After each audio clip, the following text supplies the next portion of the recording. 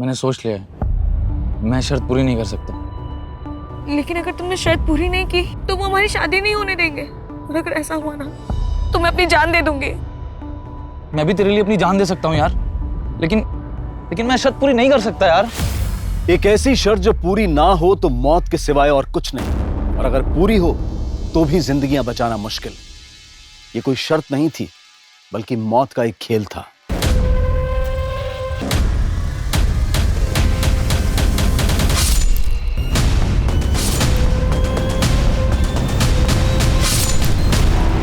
ये साल 2019 का एक दिल दहला देने वाला केस था, जिस साल को विदा देकर अब हम साल 2020 में आ चुके हैं। लेकिन गुजरा हुआ साल 2019 जब शुरू हुआ था तो उसके आगमन के साथ साथ कुछ ऐसी वारदातें सामने आई थी जिनमें कुछ जिंदगियों के लिए वो साल आखिरी साबित हुआ था।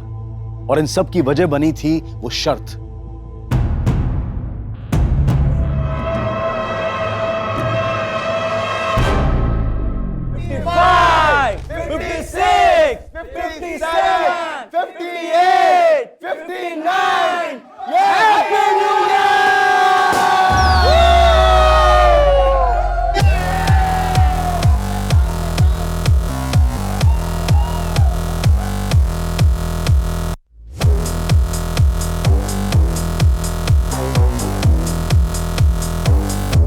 अच्छा गाइस, एक सेकंड।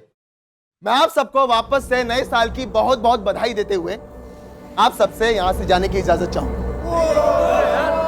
लेकिन गाइस, ये पार्टी यहां खत्म नहीं होती है।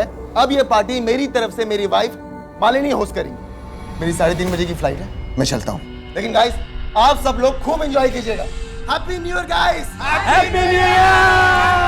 Bye bye bye. Happy journey Rahul.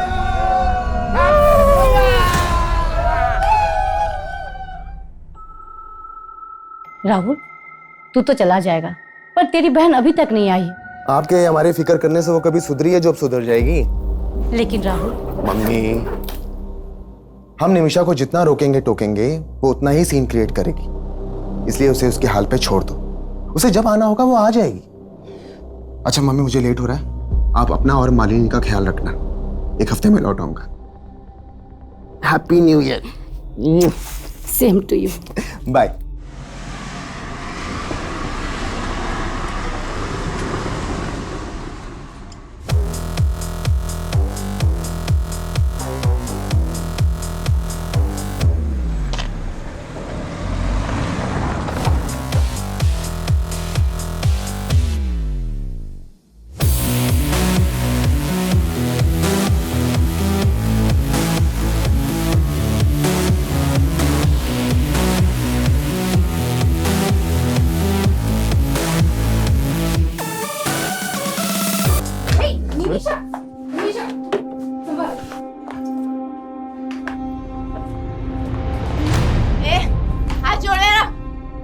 तेरी हिम्मत कैसे मुझे छूने की?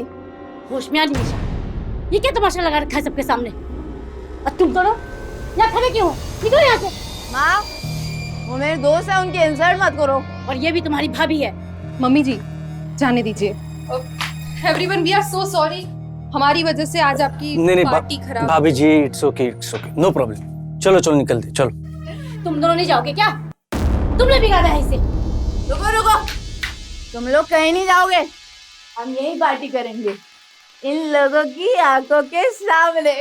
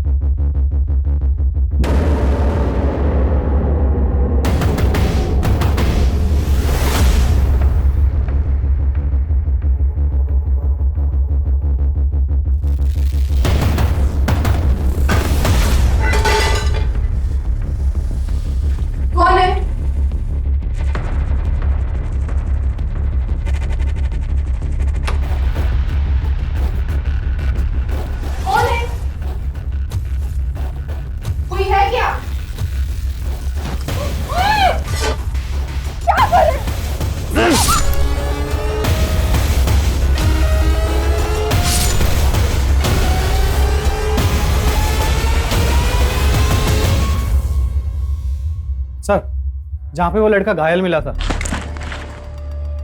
हमने वहाँ पे पूछताछ की तो ये लड़की सामने आई। ये उस लड़के को जानती है। साहब, साहिल है वो।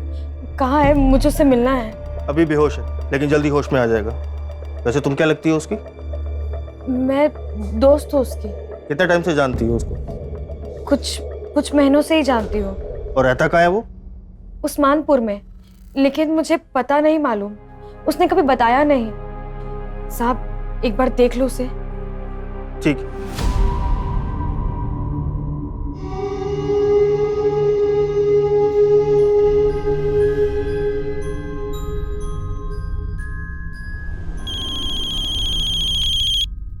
हाँ शर्मा जी।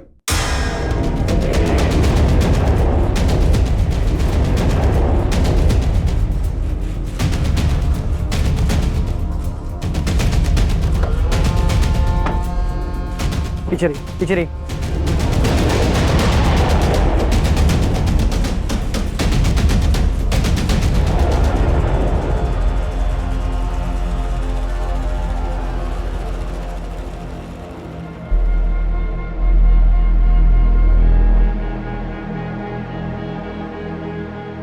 सर,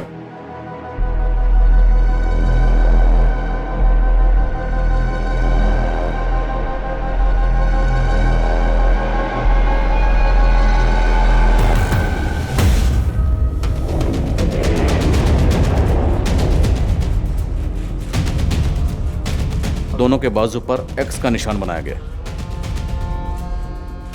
इनके बाजू पर एक एक्स और इनके बाजू पर 2 एक्स।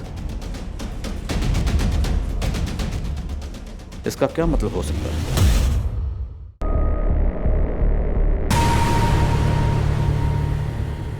ये दोनों फीमेल्स यहाँ पे अकेली रहती थी? नहीं सर, एक बेटा राहुल और उसकी बहन निमिषा भी रहती है। राहुल कल मीटिंग के लिए सिंगापुर गए, उसको इन्फॉर्म किया है।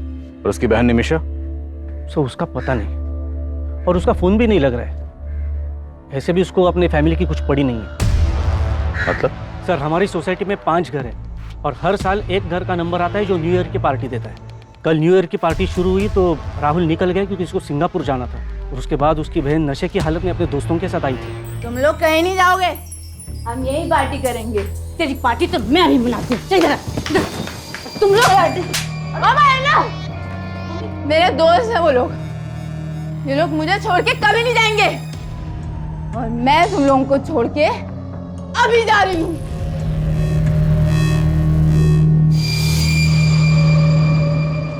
निमिषा के साथ उसके दोस्त कौन थे? सर, मैं तो नहीं जानता हूँ उन्हें। राहुल और निमिषा का फोन नंबर है आपके पास? जी सर, पूरी सोसाइटी में कहीं पे भी सीसीटीवी कैमरा नहीं है, और सर यहाँ का गार्ड भी गायब है।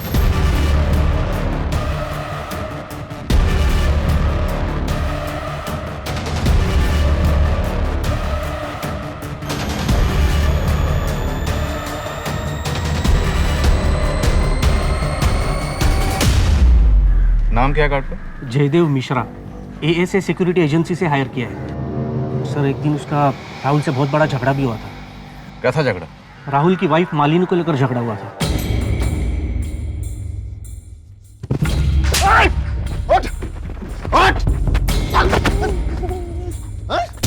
अरे राहुल, अरे क्यों मार रहे हो भाई? अरे मार क्यों रहे हो? अरे क्या हुआ? क्यों मार रहे हो? एक तो मेरी बीवी के साथ बदतमीजी करता है और मुझे कर दिखाता है। राहुल, रुक। मालिनी के साथ बदतमीजी कराती है। छोड़ूंगा नहीं। तो गार्ड को निकाला क्यों नहीं उसी वक्त? सर, उसने माफी मांगी तो उसको फिलहाल नोटिस पीरियड पे रखा हुआ था।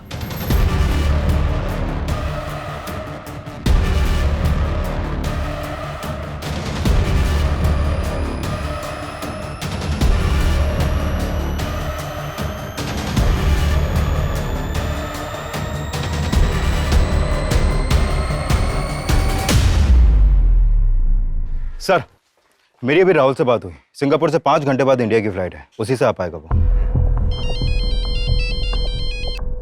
हाँ प्रकाश। सर, वो गार्ड अपने घर पे नहीं मिला है। उसके एक पड़ोसी ने बताया कि वो अभी थोड़ी देर पहले घर से निकला है। हो सकता है भागने की फिराक में हो। सभी बस स्टैंड और रेलवे स्टेशन पर उसकी फोटो सर्कुलेट करवा। ठीक है सर। गार्ड और निमिषा अपनी माँ और भाभी से झगड़ा करके घर चली। अब वो भी गार्ड, पता करो वो कहाँ, और उसके दोनों दोस्त, उनके बारे में पता करो। सर,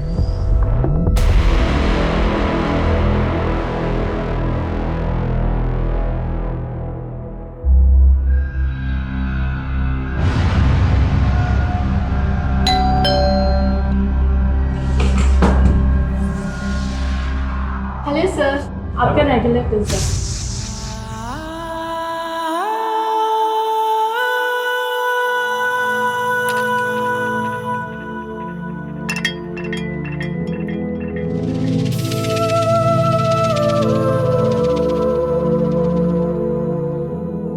कैसा है? बहुत अच्छा है। चांदनी चौक से खरीदा है पूरे 200 रुपए में। चांदनी चौक? हमें तो कभी नहीं लेके गए तुम चांदनी चौक। अकेले हो क्या गए? अरे यार, तुझे तो मैं कुल्लू मनाली लेके जाऊंगा, पहले एक बार शादी तो कर ले। और मैं तुझे जहन्नुम पहुंचाऊंगा साले, तेरी तो। भाई भाई छोड़ो उसे, भाई छोड़ो उसे। साले तो तुम हो इसके, होने वाला बहनोई है तुम्हारा, समझे? अगर ऐसा हुआ ना बहन रहेगी ना बहनोई, दोनों को काट के फेंक दूंगा, समझी? साहिल, साहिल।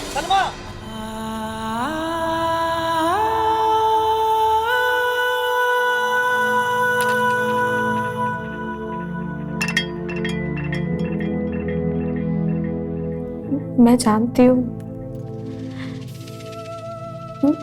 हूँ तुम्हारा गुनहगार कौन है, लेकिन मैं कुछ नहीं कर सकती। मैं मजबूर हूँ, मैं कुछ नहीं कर सकती। मुझे माफ कर देना साहिल।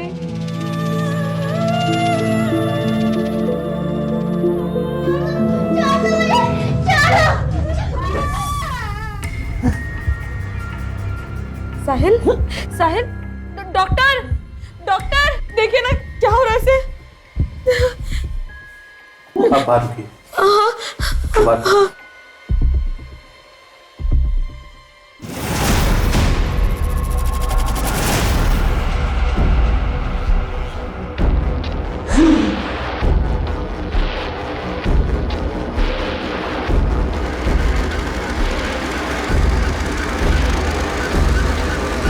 सर, वो guard Anand Vihar bus stop से यूपी की बस पकड़ने की फिराक में था, लेकिन उससे पहले हमारी टीम ने उसे दबोच लिया। बस आधे ही घंटे में वो गार्ड यहाँ पर होगा। सर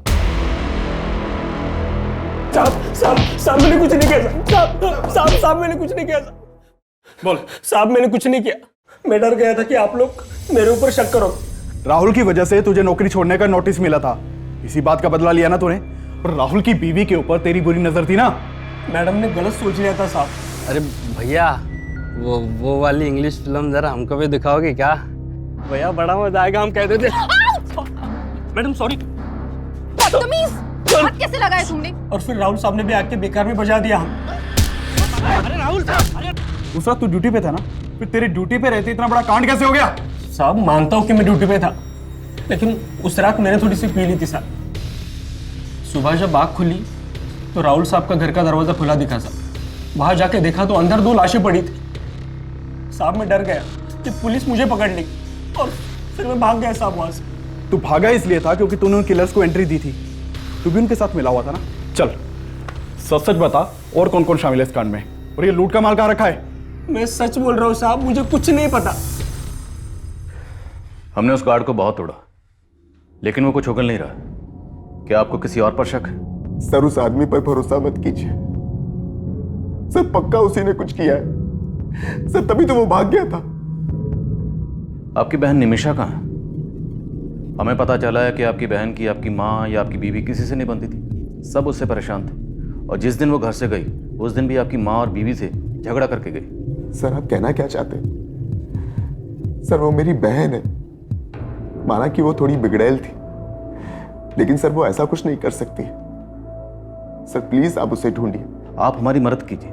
आप निमिषा के दोस्तों के बारे में कुछ तो जानते होंगे। सर, मैं हमेशा अपने बिजनेस में बिजी रहता था, और फिर निमिषा को भी पसंद नहीं था कि कोई उसकी पर्सनल लाइफ में इंटरफेयर करे। हमें आपकी बीवी और माँ की कलाई पर ये कुछ मार्क्स मिले। आपकी बीवी की कलाई पर ये 1 X बना हुआ था, और आपकी माँ की कलाई पर ये 2 X बने। इन मार्क्स से रिलेटेड आपको कुछ भी पता है? ध्यान से देखिए, छोटी से छोटी इंफॉर्मेशन भी हमारे लिए बहुत काम की हो सकती है। सर, मेरी तो कुछ समझ में नहीं आ रहा है सर। एक ही झटके में मेरी पूरी फैमिली।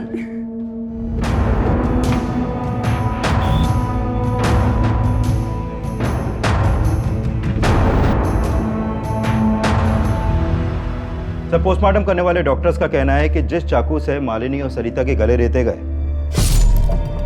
उसी चाकू से इनकी कलाई पर ये एक्स मार्क्स बनाए गए। और कोई कातिल कत्ल करने के बाद इन औरतों की कलाई पर ये एक्स के मार्क क्यों बनाएगा? क्या मकसद हो सकता है?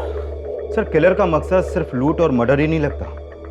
पोस्टमार्टम रिपोर्ट में यह भी सामने आया है कि मालिनी के साथ रेप भी हुआ था, वो भी इसकी हत्या के बाद। कत्ल करने के बाद रेप? ये किलर जो भी है बहुत ही विकृत मानसिकता का है। ये वो गार्ड भी हो सकता है, उसी की मालिनी पर बुरी नजर थी। उस गार्ड को बहुत तोड़ा लेकिन वो कुछ उगल ही नहीं रहा। एक बात और सर, मालिनी की बॉडी पर 2 आदमियों के डीएनए मिले। 2 लोग? उस रात निमिषा के साथ भी उसके 2 दोस्त देखे गए थे।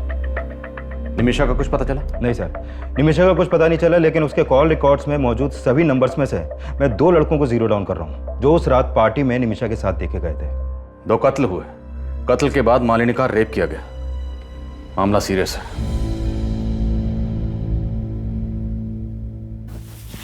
क्या है यार, जब देखो तब कपड़े उतारने के चक्कर में लगे रहते हो।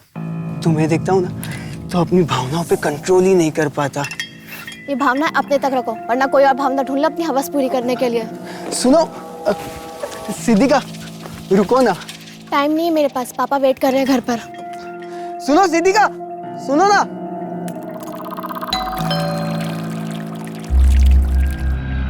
हेलो सर, हेलो, आपका रेगुलर पिज्ज़ा। Thank you. चाय पियोगे? No thank you sir. आप रोज मेरी खिदमत करती हो, ये पिज़्ज़ा लेकर आती हो, मुझे भी तो मौका दो। सर, निमिषा के कॉल रिकॉर्ड में जितने भी नंबर मिले हैं उनमें से मैंने इन 2 लड़कों को जीरो डाउन किया और सब पड़ोसियों ने भी कंफर्म किया है कि यही दोनों लड़के उस रात निमिषा के साथ देखे गए थे। सर, ये है मनोहर, लेकिन इसका फ़ोन बंद है अभी और इसके फ्लैट पर भी कोई नहीं है। और ये है रुपेश, ये मिल गया है सर, हमारी कस्टडी में है। सर, मुझे मालूम नहीं कि सर निमिषा कहाँ है सर। और मनोहर, वो कहाँ है? मनोहर? कौन मनोहर सर? तो जो मनोहर को ही घर लेकर गई थी ना निमिषा, कहाँ है मनोहर? निमिषा उसे मनु बुलाती थी सर। मुझे मालूम भी नहीं कि उसका नाम मनोहर है सर। निमिषा मनु का दोस्त है, इसके अलावा मुझे उसके बारे में कुछ मालूम नहीं सर। तो फिर उस रात निमिषा को कहाँ लेकर गए थे तुम दोनों? वो हमें लेके गई थी सर, मैं तो बस उसके साथ था। अरे मम्मी नहीं होती ना तो आज हाथ उठ जाता मेरा उन पे। बेकार में जड़ दिया यार। अबे ये सब छोड़ो यार, अब ये बताओ हम कहाँ जा रहे हैं? जान लूं मैं। अबे तू छोड़ना यार, तू पुड़िया लेकर आना यार अंदर से। अल्कोहल के ऊपर ड्रग्स लेगी, अबे मर जाएगी। अरे यार, तेरे हिस्से की उम्र खा रही हूँ क्या मैं? तुम्हार अनु, तुम मुझे घर ड्रॉप कर दे यार। ड्राइवर समझाए क्या? चल निकल। मैं बहुत मुश्किल से घर पहुंचा सर, मुझे नहीं पता कि उसके बाद वो दोनों कहाँ गए थे। मतलब तो खुद को भी बचा रहा है और मन्नू को भी। बेटा, सच तो ये है कि उन थप्पड़ों का बदला लेने के लिए तूने और मन्नू ने मिलकर पहले निमिषा की भाभी और माँ को मारा और फिर निमिषा को भी गायब कर दिया। सर, ऐसा नहीं है सर। सर मुझे तो कहानी कुछ और ही लग रही है सर। कौन सी कहानी? निमिषा अपनी माँ और भैया भाभी से बहुत तंग थी सर, और मनु निमिषा के लिए कुछ भी कर सकता था सर। मतलब तू कहना चाहता है कि निमिषा ने मन्नू के साथ मिलकर अपनी माँ और भाभी को मरवा दिया और फिर अपनी भाभी का रेप भी करवा दिया? रेप? देख, तेरा डीएनए टेस्ट होगा तो सब कुछ सामने आ जाएगा। उससे तो अच्छा है कि तू ही उगल दे। सर मैंने कुछ नहीं किया सर, मेरी बात मानिए सर, मैंने कुछ नहीं किया सर। सर मैं सच बोल रहा हूँ सर मैं सच बोल रहा हूँ सर। नहीं सर मैंने कुछ नहीं किया सर। हाँ चल, मैं तुझे बात करती हूँ। हाँ, बाद में बात करते हैं। बाय। Hello sir. हेलो। आज अंदर नहीं बुलाएंगे? अरे आप आइए ना, आपका तो इस घर में हमेशा वेलकम। सर, इस मनोहर का एक नाम मन्नू भी है। खबरियों से इंफॉर्मेशन मिली है कि ये मनोहर और मुन्नू एक ड्रग्स पैडलर है।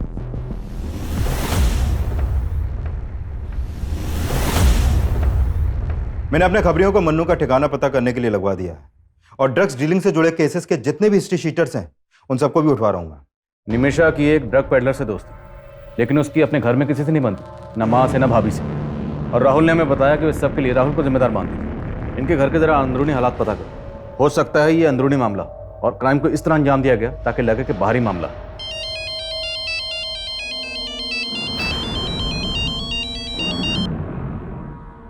यहां इतना कुछ हो गया और तुम ये सब, प्लीज मुझे फोन करना बंद करो। तुम्हें पता है यहां क्या क्या हुआ है? सर अगर ऐसा है तो इन लाशों पर एक्स मार्क्स की कहानी हमें भटकाने की कोई चाल हो सकती है। अभी तक तो ऐसे ही लग रहा है, बट यू नेवर नो। हो सकता है इन एक्स मास्क के पीछे भी कोई और ही कहानी छुपी है। Find out. Okay sir.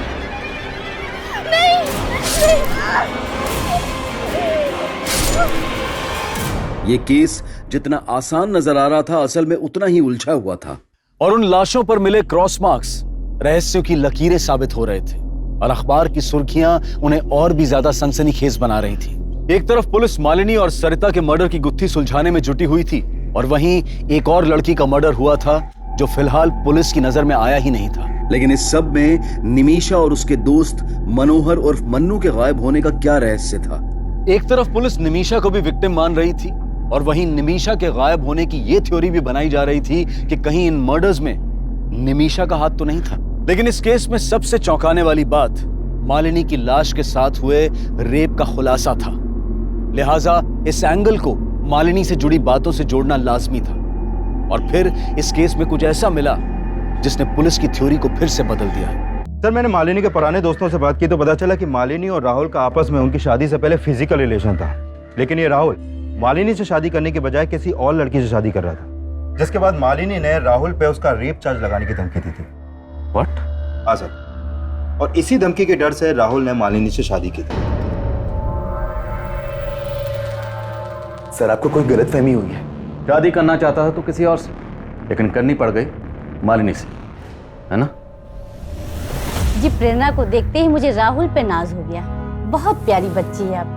और जब आपको आपके बेटे की हरकतों के बारे में पता चलेगा ना, तब घिन आएगी आपको। कौन हो तुम और अंदर कैसे घुस गई? वो तुम अपने भाई से पूछो क्या लगती हूँ मैं उसकी। इसका अफेयर मुझसे है और शादी इस लड़की से कर रहा है। अगर तुमने मुझसे शादी नहीं की ना तो मैं मॉलेस्टेशन का केस तुम पर फाइल कर दूंगी।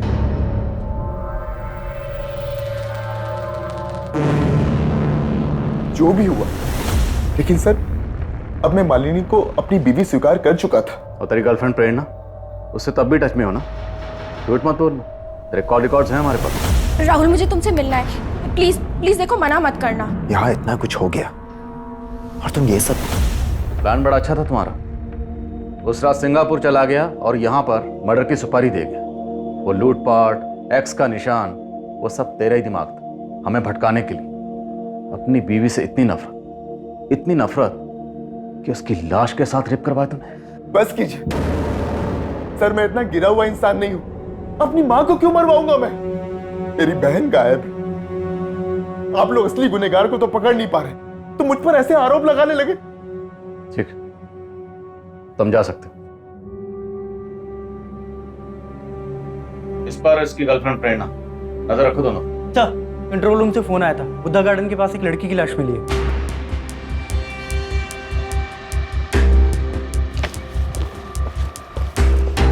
पीछे हटिए।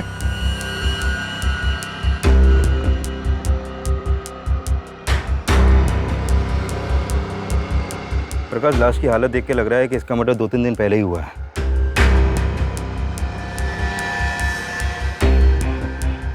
इसकी कलाई पर भी सेम एक्स मार्क्स हैं, 5 एक्स मार्क्स।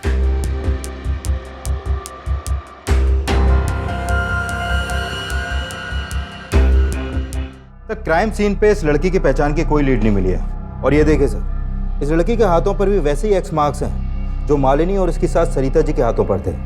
सर, उस डबल मर्डर और एक्स मार्क्स की खबरें अखबारों में बहुत छप रही हैं, तो हो सकता है कि किसी ने उन मर्डर्स का मोडस ऑपरेंडी इस्तेमाल करके इस लड़की को मारा हो। पर गौर करने वाली बात यह है कि इस लड़की की कलाई पर 5, मालिनी के हाथ पर 1 और मालिनी की सास सरिता जी के हाथ पर 2 एक्स के निशान। तो हो सकता है इस लड़की के कत्ल का इन दोनों मर्डर से कोई ना कोई ताल्लुक हो। या निमिषा और मन्नू से, और ये दोनों ही गायब हैं सर। कोई ना कोई राज तो है।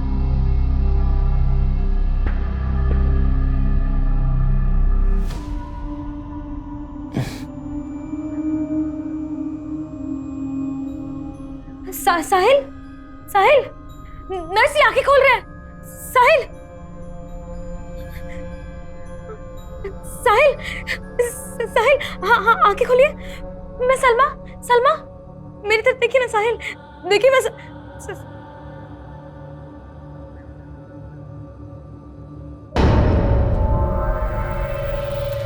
हमारा रिश्ता किसी गलतफहमी की वजह से नहीं टूटा था। मालिनी ने जो कहा था वो एक सच था, और जब मैं उससे झूठ बोलकर तुम्हें मनाने की कोशिश कर रहा था तो तुमने नहीं माना। देखो राहुल, मैं पुरानी बातें दोहराना नहीं चाहती। तुम्हें खोने के बाद भी तुम्हारी कमी हमेशा महसूस की है मैंने। और अब जो तुम कर रही हो वो मुझे सही नहीं लग रहा। क्या कहना चाहते हो तुम? क्या कर रही हूँ मैं? ये मनु ड्रग पेडलर, कब तक ढूंढते रहेंगे उसे? अभी तक कोई लीड क्यों नहीं मिली? सर हमने जिन ड्रग पेडलर्स को उठाया था उनके पास से मनु के 2 नंबर मिले थे, लेकिन सर दोनों नंबर बंद आ रहे हैं। तो क्या करें? हाथ पे हाथ रख के इंतजार करें कि वो अपना नंबर कब ऑन करेगा? 24 घंटे का वक्त देते। 24 घंटे के अंदर अंदर ये मनु मुझे यहाँ चाहिए। Sir coming sir. काम सर, जिस लड़की की लाश हमें जंगल में मिली थी उसकी पहचान पता चल गई है। उस लड़की का नाम सिद्धिका है। इस सिद्धिका का मालिनी या उसकी सास सरिता से कोई कनेक्शन? नहीं सर, ऐसा तो कोई कनेक्शन नहीं मिला। इवन सिद्धिका के फादर तो राहुल की फैमिली में से किसी को जानते तक नहीं है। लेकिन हाँ सर, सिद्धिका के एक बॉयफ्रेंड का पता चला है। इसका नाम है कौशल। और सर, साकेत पुलिस से पता चला है कि सिद्धिका का फोन जिस एरिया में बंद हुआ था उस एरिया में इस कौशल का फोन भी अक्सर एक्टिव रहता था। साहिल, बताओ कौन था वो? किसने तुम्हें जान से मारने की कोशिश की थी?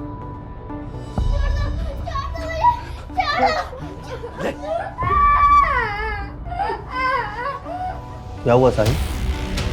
बताओ, किसने हमला किया था तुम्हारे ऊपर?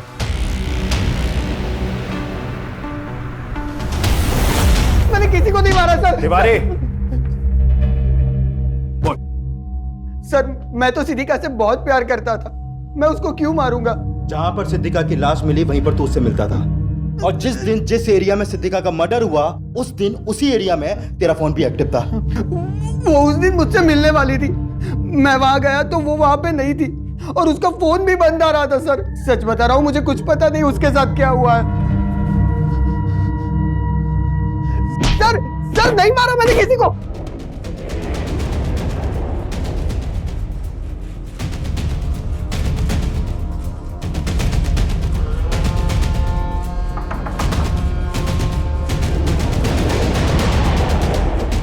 पुलिस चल। रुक सर, सर, सर। निमिषा कहाँ है? सर निमिषा ने कुछ नहीं किया सर। सर मैंने भी कुछ नहीं किया। जो पूछ रहा हूँ वो बता, निमिषा कहाँ है? अरे जाना मन्नू, तू लेके यार कार के अंदर से। अरे यार निमिषा, वो रुपए सही बोल रहा था। फिर दारू के साथ ड्रग्स लेगी तो मर जाएगी तू यार। अबे साला तू भी फट्टू है, मैं खुद ले लेती हूँ, चल।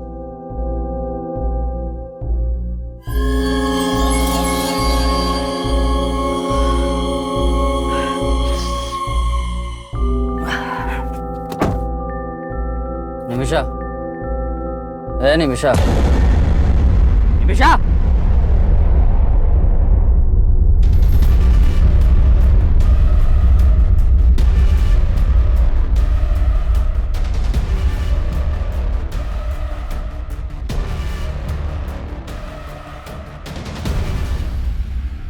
सर मैं सच बोल रहा हूँ सर, ये खुद अपनी मौत मरी है। मैं बहुत डर गया था सर, इसलिए मैंने इसकी लाश यहाँ ला के फेंक दी, पर मैंने किसी को नहीं मारा सर। मैंने कोई मर्डर नहीं किया, कोई मर्डर नहीं किया।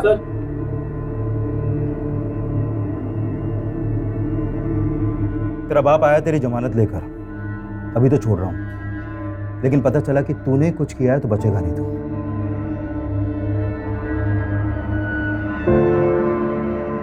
निमिषा, निमिषा, निमिषा, निमिषा की पोस्टमार्टम रिपोर्ट से यह सामने आया था कि निमिषा की मौत ड्रग्स की ओवरडोज की वजह से हुई थी, लेकिन इसका मतलब यह भी नहीं था कि पुलिस मनोहर और मन्नू पर भी पूरी तरह से भरोसा कर रही थी। वहीं राहुल, प्रेरणा, रुपेश और सिक्योरिटी गार्ड जयदेव भी मालिनी और सरिता के मर्डर में सस्पेक्ट नजर आ रहे थे। तो सिद्धिका के मर्डर में उसका बॉयफ्रेंड कौशल भी शक के दायरे में था। लेकिन निमिषा का केस मालिनी, सरिता और सिद्धिका के केस से इसलिए भी अलग था क्योंकि निमिषा की बॉडी पर कोई एक्स मार्क नहीं था और इस एक्स मार्क की गुत्थी को सुलझाना पुलिस के लिए बेहद मुश्किल साबित हो रहा था। सर, मैंने पिछले 1 साल के सभी मर्डर केसेस स्टडी किए, लेकिन लाश पर इस तरह के मार्क्स का कोई कनेक्शन नहीं मिला। पर मुझे इन मर्डर्स में कनेक्शन नजर आ रहा है। 1, 2 और सिद्धिका के हाथ पर 5 एक्स, 3 और 4 गायब है।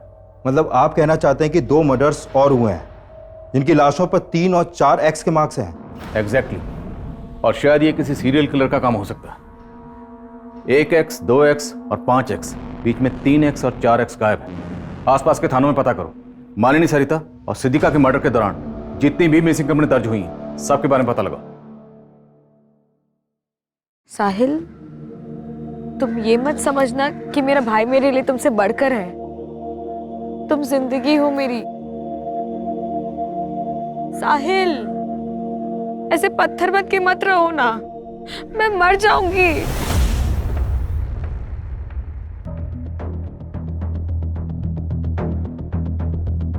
Jain sir, sir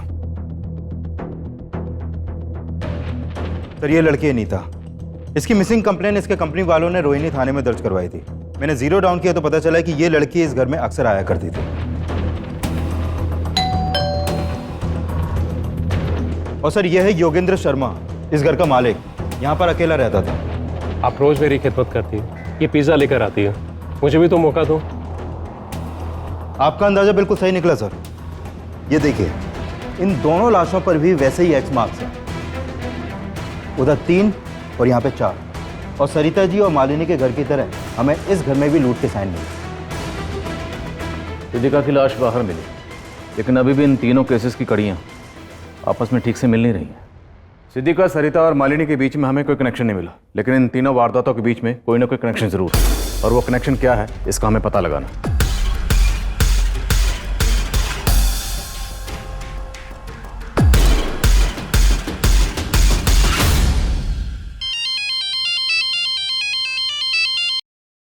hello sir, Yogendra Sharma के पड़ोसियों से पता चला है कि काफी टाइम पहले तक यहाँ पर एक मेड भी काम करती थी, जो काफी दिनों से यहाँ पर नहीं दिखी। कौन थी वो मेड, और उसका इस कत्ल से क्या ताल्लुक? सर, उस मेड के बारे में तो यहाँ पर ज्यादा लोग नहीं जानते, लेकिन एक कॉमन बात का पता चला है। ये जो योगेंद्र शर्मा है वो राहुल के पड़ोसी दिलीप शर्मा का कोई दूर का रिश्तेदार भी था। हाँ सर, योगेंद्र जी मेरे दूर के कजिन थे।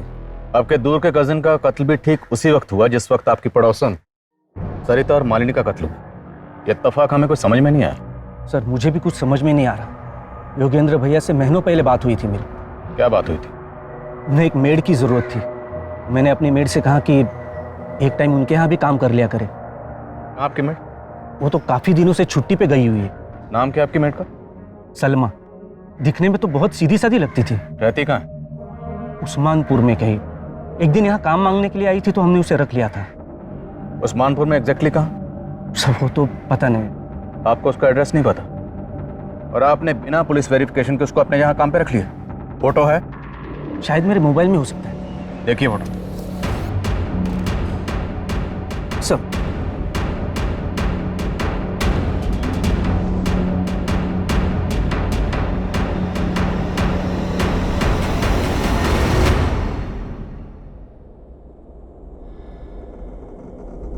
मालिनी और सरिता के पड़ोसी का दिलीप शर्मा से कॉमन कनेक्शन मिला। हो सकता है सिद्धिका से भी इस मेड सलमा का कोई कनेक्शन हो। योगेंद्र ने हमें बताया था कि सलमा उस्मानपुर में कहीं रहती। हिमांशु, पूरा इलाका छानवार और ढूंढ निकाले सलमा। एक के बाद एक जिस तरह से ये लाशों पर एक्स के निशान बढ़ते जा रहे हैं, तो मुमकिन है अभी और मर्डर्स हो और उनकी कलाई पर ये एक्स के निशान 6, 7 या 8 भी हो सकते हैं, लेकिन हमें उन्हें रोकना है। हमें किसी भी सूरत में इस क्राइम को होने से रोकना है। Is that clear? Yes sir. Police ऐसी हत्याओं को रोकने की कोशिश में भी जुटी थी और सलमा की तलाश में भी कोई कसर नहीं छोड़ रही थी। साल 2019 की 1 जनवरी से लेकर अब तक पूरे 28 दिन गुजर चुके थे और पुलिस को 28 जनवरी 2019 को एक अहम लीड मिली।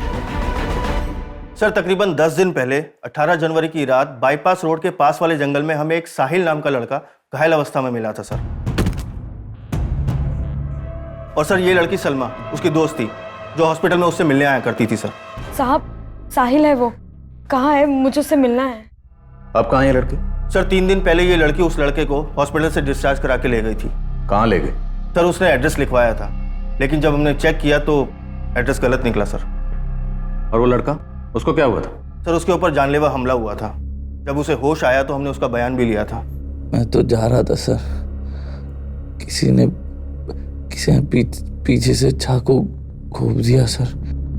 उसके बाद क्या हुआ मुझे नहीं पता सर। लेकिन लड़के ने किसी के ऊपर शक नहीं जताया सर। उस लड़के की बॉडी पर या कहीं भी इस तरह का कोई मार्क्स था? एक्स?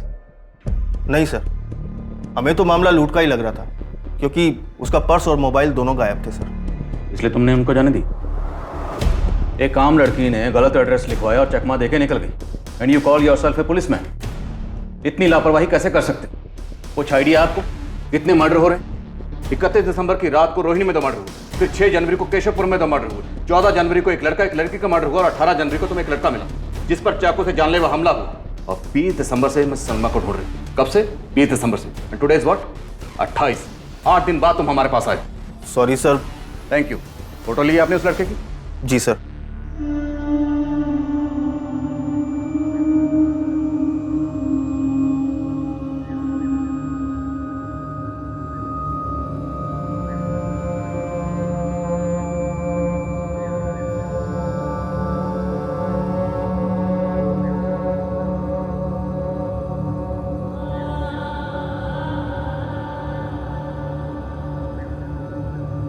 साहिल खाना। साहिल अभी भी गुड़िया के बारे में सोच रहे हो? साहिल उसके बारे में सोचना बंद करो, वरना घुटते रह जाओगे। सर 18 जनवरी की रात को वो लड़का बाईपास रोड के पास एक जंगल में मिला था और मैंने चेक किया कि 18 जनवरी की रात को नरेला में भी एक वारदात हुई थी। नरेला पुलिस से उस केस की अपडेट ली है सर मैंने। सर ये बच्ची है गुड़िया, नरेला में अपने पेरेंट्स के साथ रहती थी। 18 जनवरी की रात को इनके घर में लूट की कोशिश हुई थी जिसमें इस बच्ची का मर्डर हो गया। इस बच्ची का गला भी उसी तरह रहता गया जैसे मर्डर केसेस अपने एरिया में सामने आए हैं सर। क्या इस बच्ची की कलाई पर भी एक्स का मार्क बनाया गया था? नहीं सर, इसकी कलाई पर कोई भी एक्स मार्क नहीं मिला, लेकिन इस मर्डर का मोडस ऑपरेंडी सेम है। इस बच्ची की फैमिली से मिलो, शायद कोई लीड मिल जाए। Okay sir.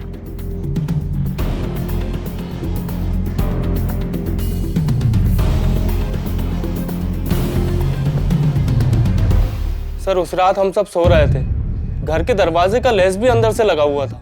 समझ में नहीं आ रहा वो लुटेरे हमारे घर में अंदर कैसे घुसे थे। इस लड़की को जानते हैं आप? ये तो हमारी मेड थी साहब। मेड? जी। अभी कहाँ है ये? इसने तो कुछ महीने पहले काम छोड़ दिया। ये लड़की सलमा इन लोगों के लिए रैकी करती होगी। ये पक्का कोई ऑर्गेनाइज्ड गैंग है। और इस लड़के साहिल की फोटो सर्कुलेट करवाओ, जितनी जल्दी हो सके ढूंढो इन दोनों को।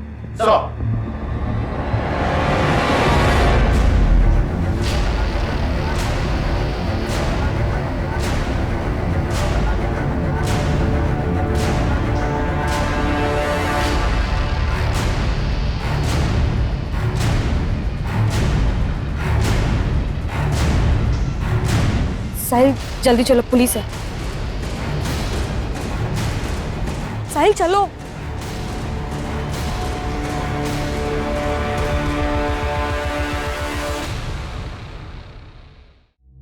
दर्द हो रहा है? बोलो, वरना ऐसी चोटें देंगे कि जिंदगी भर याद रखोगे। समझे? शुरू हो जाओ। कौन?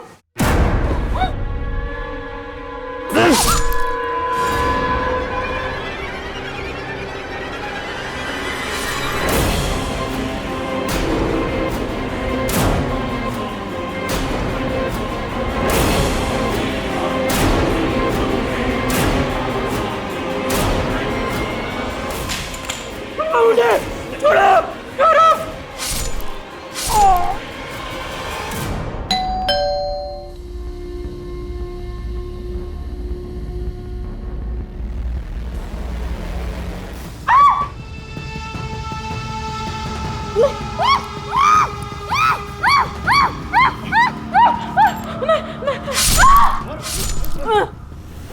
सर 4 कत्ल के बाद उस 5वीं लड़की का कत्ल करते हुए मैंने कापा, क्योंकि उस 5वीं लड़की को मारकर मैंने सलमा की बेइज्जती का बदला लिया।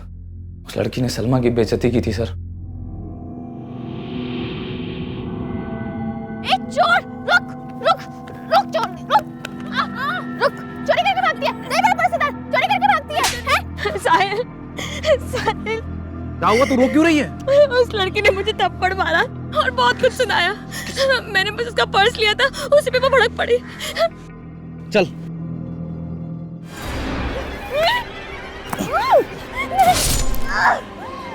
अजी सलमा पे हाथ उठाती है।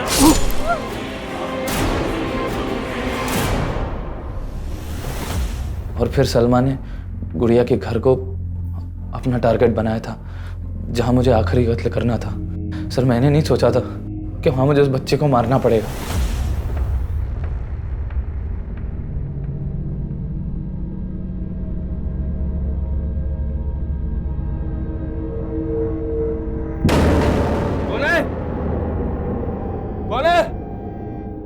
कौन है? अरे कौन हो तुम लोग? अरे अरे तुम अंदर ही रहो, अरे अंदर हो, तेरी जान, अंदर जा तू। छोड़ छोड़, ले इसी को मार के मकसद पूरा कर ले, लोग आ जाएंगे, जल्दी कर, ले ले, अरे जल्दी काम पूरा कर।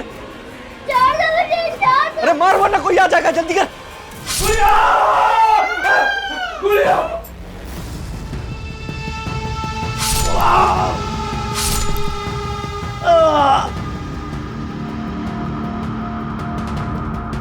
चल चल चल, कोई आ जाएगा, चल चल चल चल। मैंने उस बच्ची को मार तो दिया सर, लेकिन उसकी चीखें आज भी मुझे डराती हैं। सर उस बच्ची को सलमा के साथ हंसता देखा था मैंने, मालूम नहीं था कि उस बच्ची को भी मैं। सर अगर गुड़िया मेरी पहली शिकार होती तो मैं कभी दूसरी हत्या ना कर पाता। साहिल,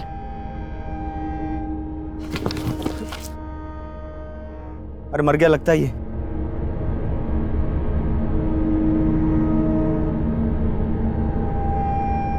चल। सर मेरी किस्मत बुरी थी जो बच गया, फल जो भोगना था। पर तुमने ये सब किया क्यों? सर हम 6 मार का गैंग एक बहुत पुरानी बिरादरी है। हमें परंपरा है कि हम अपने घरों से दूर चले जाते हैं और फिर जाके तय करते हैं कि लूटना किसे। साहब हम इसमें शहर के लोकल गुंडों की मदद लेते हैं, जो हमें ऐसे लोगों के बारे में बताते हैं। ऐसे परिवारों को जिनकी आपस में बनती नहीं है, जो अकेले रहते हैं। जी सर। फिर सलमा वहाँ काम मांगने के लिए जाती है या फिर किसी ना किसी बहाने से वहाँ का मुआयना कर लेती है, और फिर तुम वहाँ जाकर मारकाट मचाते हो और तुम दोनों अपनी झोलियाँ भरकर निकल जाते हो वहाँ से। सर ये सब मैं पैसों के लिए नहीं कर रहा था सर, हमारी मजबूरी थी सर, शर्त पूरी करनी थी। कैसी शर्त बे? सर हम 6 मारों में एक परंपरा होती है, अगर सर हमारी बिरादरी के लड़के को शादी करनी होती है तो उसे 6 हत्याएं करनी पड़ेंगी सर मैं और सलमा एक दूसरे से बहुत प्यार करते हैं, हम दोनों एक दूसरे से शादी करना चाहते थे सर। हम लोग नई जिंदगी जीना चाहते हैं, इस अपराध से दूर जाना चाहते थे। और सर जब मैंने सलमा के अब्बा से ये बात की तो उन्होंने यही शर्त रखी। हमारे छोरे को सलमा पसंद है, शादी के बाद वो उसे खुश रखेगा। सलमा से शादी करनी है तो इसे 6 कत्ल करने होंगे। मतलब अगर शादी करनी है तो उससे पहले 6 हत्याएं करनी पड़ेंगी? लेकिन सर मैं सब करना नहीं चाहता था सर अगर मैं ऐसा नहीं करता तो वो हमारी शादी नहीं होने देते, और सर अगर हम भागते तो वो हमें मार देते। इसलिए सर हम हार गए। अपने प्यार को हासिल करने के लिए तुमने हत्याएं करने की सोच ली, यही तेरी हार थी। हाँ सर हार गया मैं, सही कह रहे हैं आप। लोगों को मारकर अपने प्यार को हासिल करने की सोच रहा था, हार गया सर मैं। अपने प्यार से, अपनी जिंदगी से हार गया मैं सर। साहिल और सलमा को अपने किए पर जो भी पछतावा हो, लेकिन उनके गुनाहों की कोई माफी नहीं है, और उनके बयान के आधार पर पुलिस ने अलग अलग राज्यों से 6 मार गैंग से जुड़े कई अपराधियों को गिरफ्तार किया है। हमारे देश में तरह तरह की विचित्र प्रथाओं का मिलना कोई नई बात नहीं है, लेकिन 6 मार गैंग से जुड़ी यह हत्याओं की प्रथा सन्न कर देने वाली थी।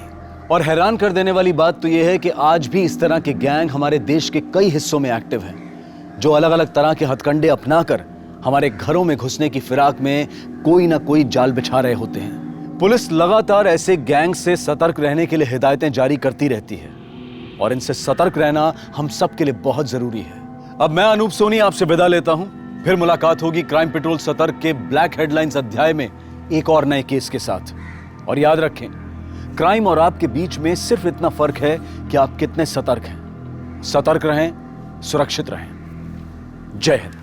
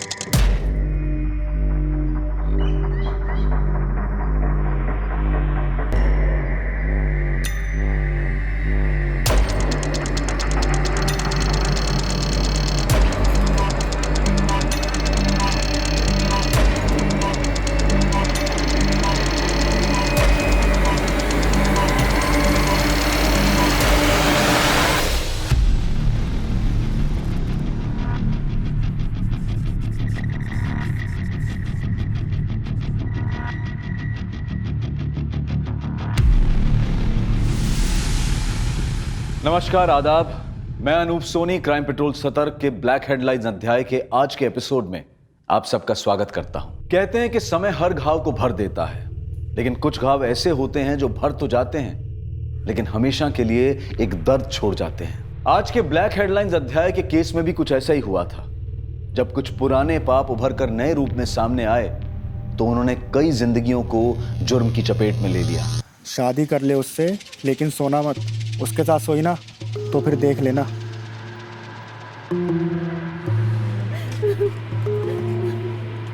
बाबा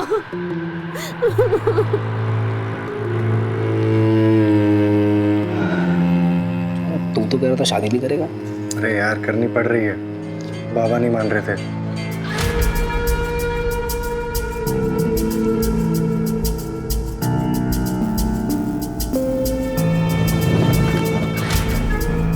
आओ सुन भाई,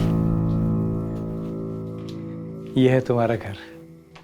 आज गोकुल की माँ होती तो करती सारे रीति रिवाज। मैं तो स्वागत ही कर सकता हूँ।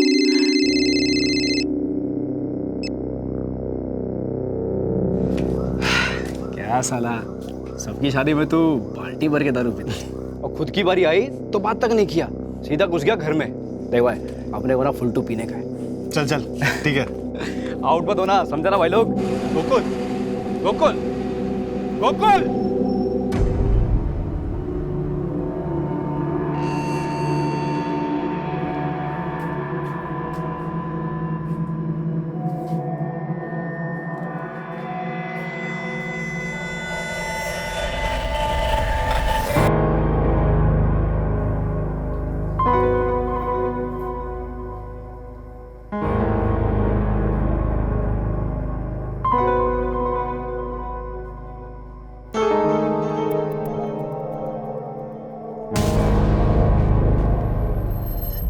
अब आज क्या हुआ है? सर दर्द है। एक और बहाना। 15 दिन हो गए हमारी शादी को। अगर यही सब करना था तो शादी क्यों की? थक गया हूं तुम्हारे बहाने सुन सुन के। कभी सर में दर्द, कभी पेट में दर्द। बहाना नहीं आओ, सच में दर्द है।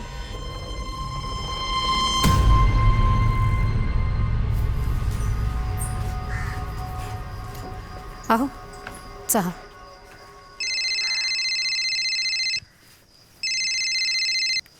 हेलो, हाँ साहब, चलेंगे ना साहब? हो साहब, मैं अब भी निकलता हूँ। मुंबई का भाड़ा है, मैं बस यूं गया और यूं आया। और वैसे भी आज की रात मेरे लिए बहुत स्पेशल है। लवकर है। कहाँ जा रहे हैं? मुंबई जा रहा हूँ बाबा। अच्छा, सीधे जा और सीधे आ, दोस्तों के साथ बैठने आने कहीं। और कितने बजे तक आएगा? 11 बजे तक लौट आऊंगा बाबा।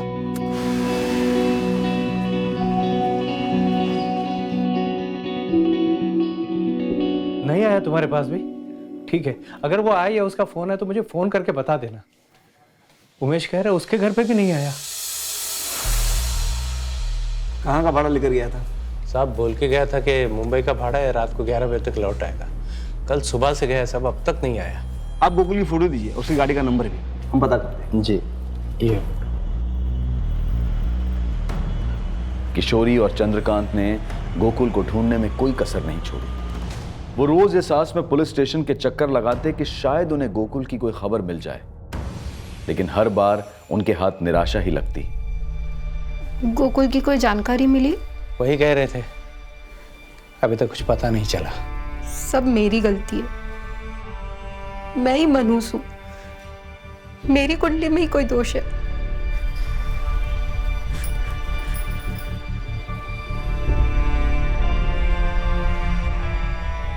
समय बीतता गया, लेकिन लाख कोशिशों के बावजूद गोकुल का कुछ पता नहीं चला।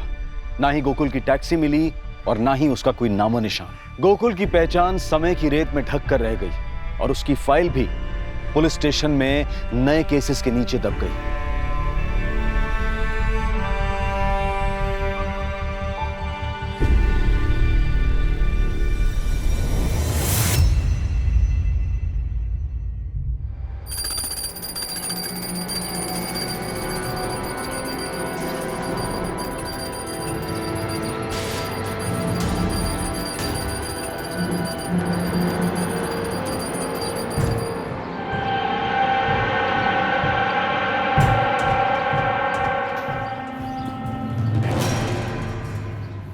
किशोरी, क्या कर रही हो ये? क्या कर रही हो तुम? कितनी बार समझाया मैंने तुम्हें कि रोहन को खुद का काम खुद करने दो। स्पेशल स्कूल में दाखिला करवाया इसका मैंने, अच्छे से अच्छे डॉक्टरों के पास इलाज करवा रहा हूँ कि ठीक हो जाए मेरा लड़का, लेकिन तुम होके उसे खुद से उभरने ही नहीं दे रही। देख, मेरा बेटा है, मेरा दिलीप महाजन का, वो खुद का काम खुद करेगा, खुद स्कूल में जाएगा, तैयार होगा, खुद अपने हाथ से दूध पिएगा। समझ तो ना तुला? हाँ बोल। हाँ ठीक है, चलो ठीक है, ठेव। वो आगमारे को बोल के रेती का ट्रक छुड़ाने के लिए बोलो। साइड पे काम अटका हुआ है।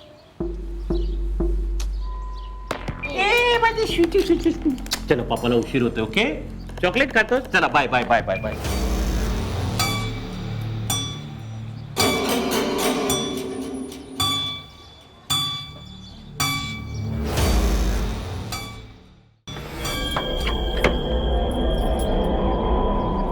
अबे सुनील, तू? चंदर, कैसा है रे? अरे पर तू था किधर? इतने सालों के बाद दिखाए? मुंबई में था यार, एक फैक्ट्री में, मोबाइल की फैक्ट्री में। पर अभी अपने को मुंबई में जमता नहीं, तो अपन इधर वापस आ गए। वो जो अपना औंध के पास एक नया मॉल खुला है ना, उधर अपना मोबाइल का शॉप डालेगा, इधर ही रहेगा। ये तो बहुत अच्छी बात है। वैसे अकेला है इधर, हम लोग के साथ नहीं लाया? शादी वीदी किया किधर है, अभी सोचता है करेगा। वैसे इधर सब ठीक है ना? कोई आया गया तो नहीं? आएगा कैसे, अपन इधर था ही नहीं।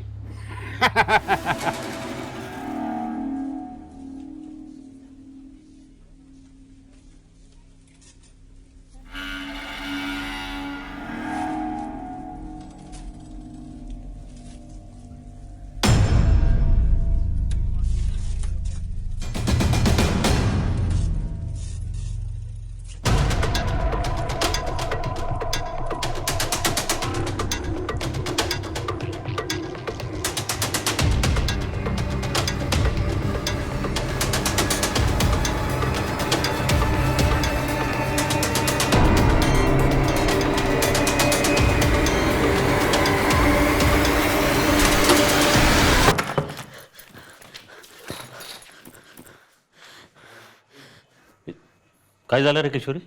आज वो पीछा करते करते घर तक आ गया, अभी भी बाहर ही खड़ा है।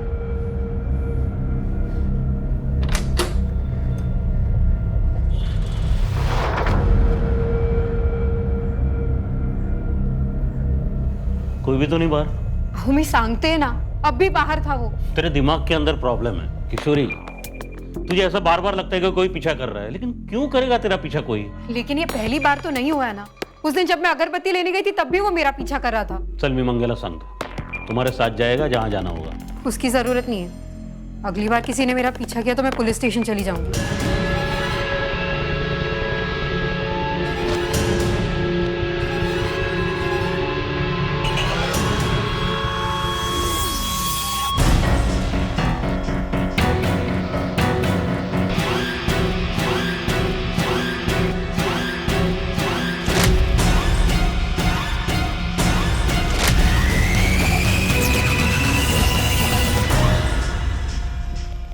अक्सर देखा गया है कि जब भी हमारे जीवन में कोई अप्रत्याशित घटना होती है तो हमारे प्रियजन, हमारे आसपास के लोग उसे बहुत लाइटली लेते हैं। लेकिन कभी कभी इन घटनाओं में लापरवाही बरतना बहुत भारी पड़ जाता है और हम बेवजह किसी ऐसी बड़ी घटना का शिकार हो जाते हैं जो हमारी सोच से भी परे होती है। अमन, स्कूल से आते वक्त सीधे घर आ जाना, भाई खेलने मत लग जाना। Okay okay aunty, bye.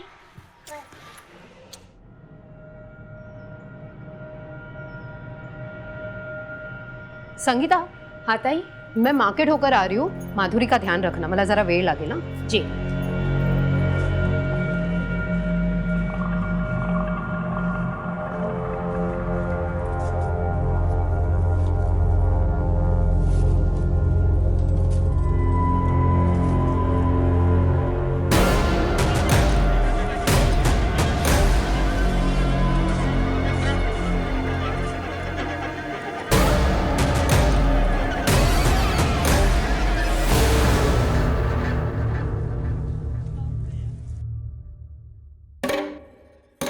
ताई, कहाँ थे आप? कब से आपको फोन कर रहे हैं? अरे फोन की बैटरी खत्म हो गई। पण झालं का? इतनी क्यों परेशान है तू? रोहन बाबा अब तक स्कूल से नहीं लौटे हैं, तो साहब उनको स्कूल में देखने गए थे, तो पता लगा कि वो स्कूल पहुंचे ही नहीं थे। पहुंचा नहीं मतलब? अरे नाही रे, तिकडे बघितला मी। तुम लोग डेपो के उधर जाओ, ठीक है? हाँ, मंगिया को भी बोलो। कहाँ थे तुम? तुम्हारा फोन भी बंद आ रहा है। अरे मुझे नहीं पता, मेरी फोन की बैटरी खत्म हो गई थी। पण रोहन को टाइम मिला?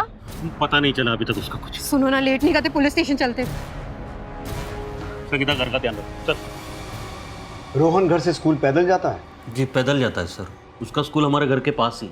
वो हमारे मोहल्ले के ही दो बच्चे, अमन और अतुल, उनके साथ ही रोज स्कूल जाता है और वापस आता है। सर ये तीनों साथ में स्कूल जाता है, लेकिन रोहन का स्कूल पहले पड़ता है एक गली में, जहाँ से वो अकेले जाता है। सर मैं स्कूल गया तो पता चला कि रोहन आज स्कूल पहुंचा ही नहीं। कोई रिश्तेदार वगैरह उनके घर चला गया हो, पता किया आपने? सर ऐसे तो कोई रिश्तेदार है नहीं, लेकिन स्कूल के टाइम पे स्कूल ना जाकर रोहन अकेला कहीं क्यों जाएगा? आपको किसी पे शक है? किसी के साथ कोई झगड़ा, कोई दुश्मनी?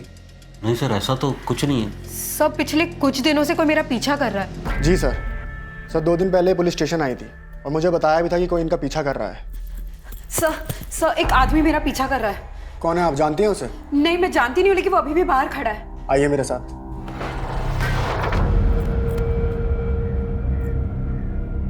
कोई भी तो नहीं है मैडम? अब भी यही खड़ा था वो। क्या हुआ? फिर किसी ने पीछा किया? हाँ, हो। आप कौन? ये मेरे पति हैं, दिलीप महाजन। मैंने इन्हें फोन करके बुलाया। कौन पीछा कर रहा था? आपको चेहरा याद है? स्केच बनवा सकती हैं? मैंने कभी उसे ठीक से देखा नहीं, वो पूरी तरह सामने नहीं आता था। दिलीप जी। हाँ सर। आप काम क्या करते हैं? हाँ, मैं कॉन्ट्रैक्टर हूँ, सिविल। तो आपको किसी का फोन आया, I mean, फिरौती के लिए? अभी तक तो नहीं सर। मेरा रोहन बहुत छोटा है सर, प्लीज उसे जल्दी ढूंढिए। आप फिक्र मत कीजिए, हम पूरी कोशिश करेंगे। आपको कोई भी इंफॉर्मेशन मिले हमें बताइए।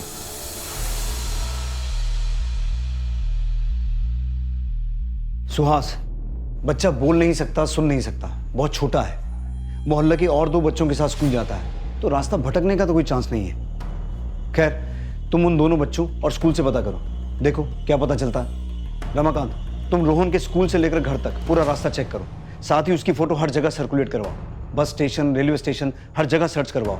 कोई भी इंफॉर्मेशन मिले इंपॉर्टेंट हो सकती है। ये सब तुम्हारे कारण हुआ है। रोहन को स्ट्रॉन्ग बनाओ, स्कूल अकेला भेजो, यही बोलते थे ना तुम। आता बगा, मेरे बेटे का किसी ने किडनैप कर लिया। किशोर, तू ऐसा क्यों समझती है कि किसी ने किडनैप कर लिया उसे? देख देख, पुलिस ढूंढ रही है उसे, मिल जाएगा वो। पता नहीं किस साल में होगा मेरा रोहन।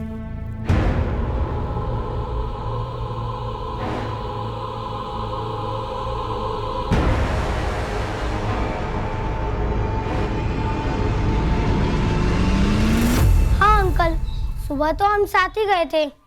वो जो टर्निंग आती है ना, वहां से रोहन अपने स्कूल चला गया और फिर हम अपने स्कूल चले गए।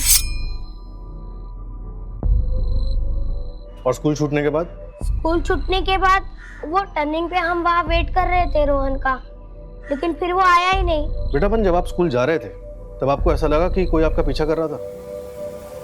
नहीं अंकल, ऐसा तो नहीं लगा।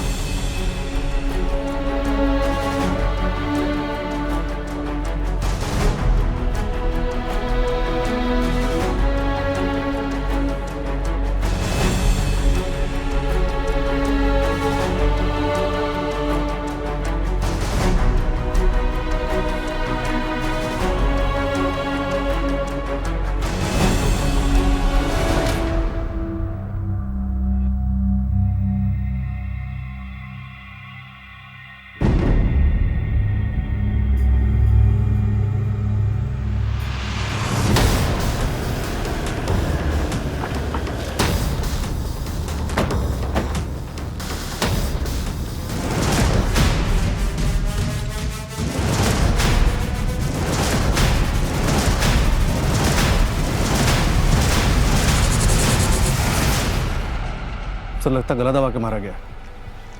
सुहास, बच्चे की बॉडी को पोस्टमार्टम के लिए भिजवाओ और इसके माँ बाप को हॉस्पिटल बुलाओ। रमाकांत सर, इस जंगल और आसपास के पूरे इलाके को स्कैन करो और फॉरेंसिक टीम को बुलाओ तुरंत। Okay sir.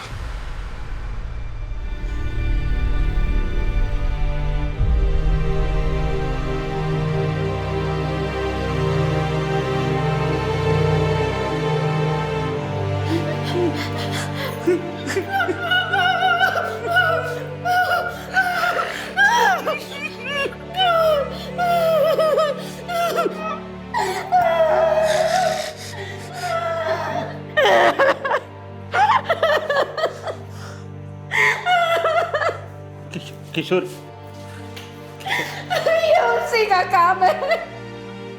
मार दिया उसने मेरे बच्चे को। मैंने पहले भी कहा था, किसी ने नहीं सुनी।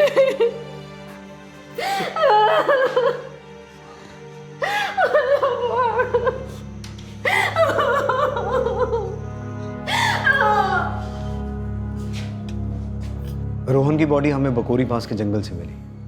हम अभी इन्वेस्टिगेशन कर रहे हैं। दिलीप जी, मैं आपसे फिर एक बार पूछ रहा हूँ, कोई ऐसा है जो आपको चोट पहुंचाना चाहता हो, आपकी किसी के साथ कोई निजी दुश्मनी हो जो आपके बेटे रोहन को इस तरह से गला दबा के मारे? सर मैं सिंपल सा कॉन्ट्रैक्टर हूँ। मेरी किसी से क्या दुश्मनी हो सकती है सर?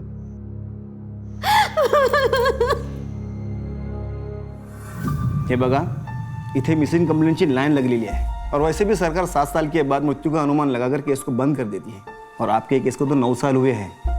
फिर आपका बेटा तो जवान था, अगर जिंदा होता तो लौट कर नहीं आता। लौट कर नहीं आएगा मतलब मर गया क्या? अगर मर गया तो ऐसे पक्की खबर दो ना, तो फिर मैं बार बार आपके यहाँ नहीं आऊंगा।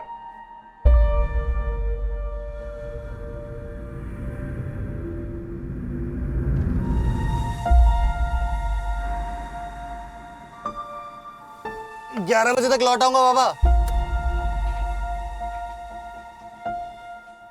स्टॉकर का कुछ पता चला? नहीं सर। अगर स्टॉकर ने ही किडनैप किया था और फिर मार दिया तो मकसद क्या था? कहीं कोई साइको किलर तो नहीं? क्योंकि फिरौती का भी कोई कॉल नहीं आया और क्योंकि बच्चा बोल नहीं सकता तो जाहिर सी बात है कि चिल्लाया भी नहीं होगा। क्या पता किलर रोहन के माँ बाप तक कोई मैसेज पहुंचाना चाहता हो। ये दिलीप और किशोरी, इनकी पूरी छानबीन करो। हो सकता है इनके इर्द गिर्द हमें कोई क्लू मिल जाए। हाँ गणेश बोल। साहब, पाटिल नगर में एक चाय वाला है, उसका ऐसे कहना है उसने एक आदमी को रोहन और उसकी माँ का पीछा करते हुए और घूरते हुए देखा है। एक काम कर, इस चाय वाले को तुरंत थाने लेकर आ। बोल सुरेश, क्या देखा तुम? साहब एक आदमी था जो मेरी दुकान पर चाय पीने के लिए आता था। ये फोटो जो दिखाई गणेश ने, ये लड़का और उसकी माँ को वो घूरता था और उन लोगों का पीछा करता था।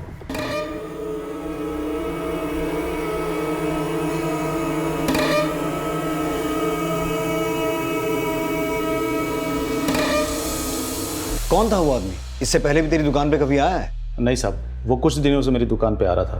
शक्ल याद है? स्केच बनवा सकते हो? जितना याद है बता दूंगा साहब।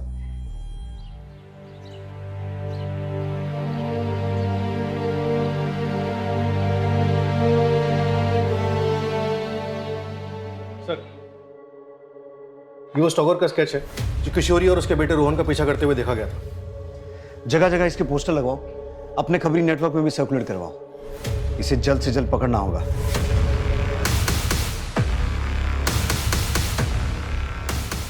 हाँ, कुछ ऐसा ही था वो आदमी जो मेरा पीछा करता था, पर इसने रोहन को क्यों? किशोरी जी, आपने तो इसे देखते ही पहचान लिया, लेकिन जब पिछली बार हमने आपसे स्टॉकर का चेहरा पहचानने की बात की थी तो आपने इनकार कर दिया था। सर, मैंने आपको पहले भी बोला था, ऐसे साफ साफ मुझे याद नहीं, क्योंकि वो कभी पूरी तरह सामने नहीं आता था। ये कौन है मैं इसे नहीं जानती।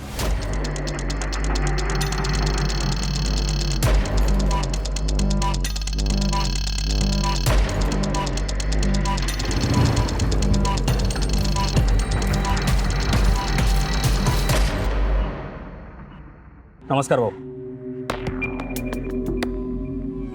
बराबर देख ले, पुलिस ढूंढ रही है इसे, उससे पहले तुम्हें उसे ढूंढना है। आप टेंशन मत लो भाऊ, हो जाएगा।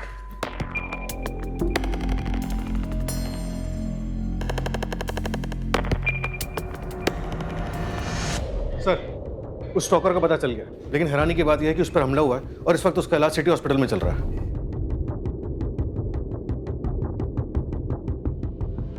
आदमी का नाम सुनील है और उस पर चाकू से वार किया गया था। हथेलियां बाहर आ चुकी थी। वो खुद अपने पेट को समेटकर यहां तक आया था।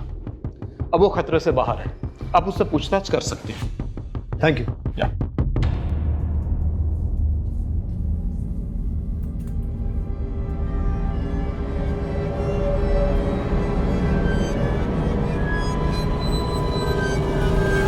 क्या नाम है तेरा? सुनील साहब। ये क्या हुआ, कैसे हुआ? अपन पैदल अपने घर वापस जा रहा था, तभी रास्ते में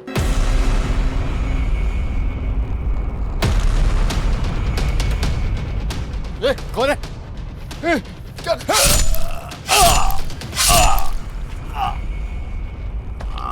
तो क्या लगता है तुझे, किसने हमला करवाया ये? अपन का तो किसी से कोई दुश्मनी भी नहीं है साहब। अभी कुछ ही दिन हुए अपन को पुणे आए साहब। ये औरत, इसका पीछा क्यों करता था तू?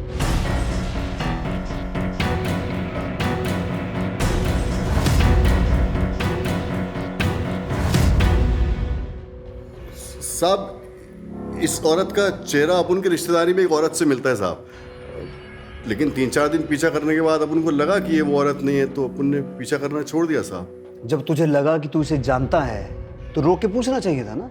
अब साहब, ऐसे कैसे रास्ते में किसी लेडीज से बात करता साहब? किसी लेडीज का पीछा कर सकता है, लेकिन उसे रोक के पूछ नहीं सकता। और ये बच्चा, इसे जानता है? हाँ साहब, ये भी इसी औरत के साथ ही रहता था साहब। पर हुआ क्या है साहब? मर्डर।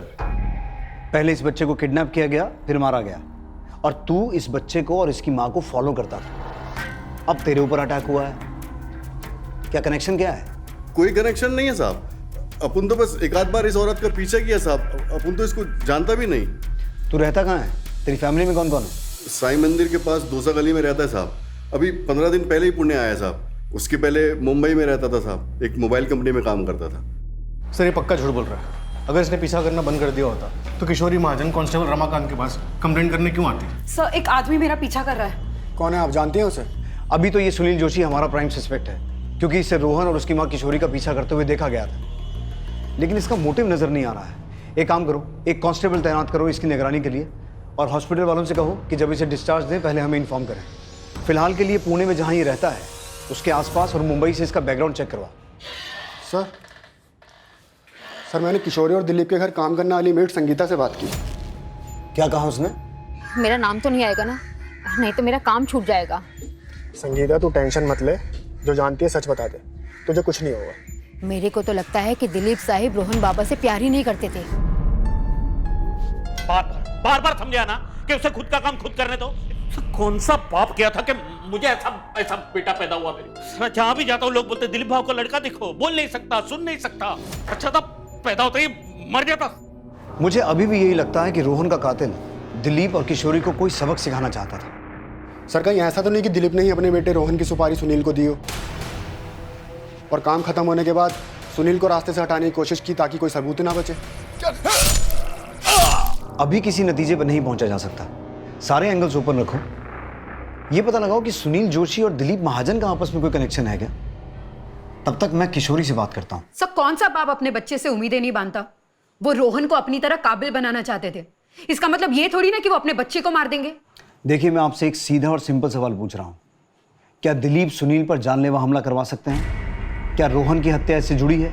आप लोग कुछ भी अनाप शनाप बोल रहे हैं। मेरा बेटा मुझसे छिन गया है, मेरी जिंदगी बेकार हो गई और आप लोग हमें ही परेशान कर रहे हैं, मेरे पति पर शक कर रहे हैं। देखिए किशोरी जी, हम आपको परेशान नहीं कर रहे हैं, आपके बेटे के कातिल को ढूंढने की कोशिश कर रहे हैं। इसलिए हमारे सवालों का सीधा सीधा जवाब दीजिए। क्या आपके पति दिलीप सुनील पर जानलेवा हमला करवा सकते हैं? क्या वो रोहन की हत्या करवा सकते हैं? कितनी बार कहूं, वो ऐसा कुछ नहीं कर सकते। वो बहुत अच्छे इंसान है। हाँ, उनका गुस्सा तेज है, लेकिन मुझसे बेहतर उन्हें कोई नहीं जानता। अगर वो नहीं होते तो मैं आज जिंदा नहीं होती।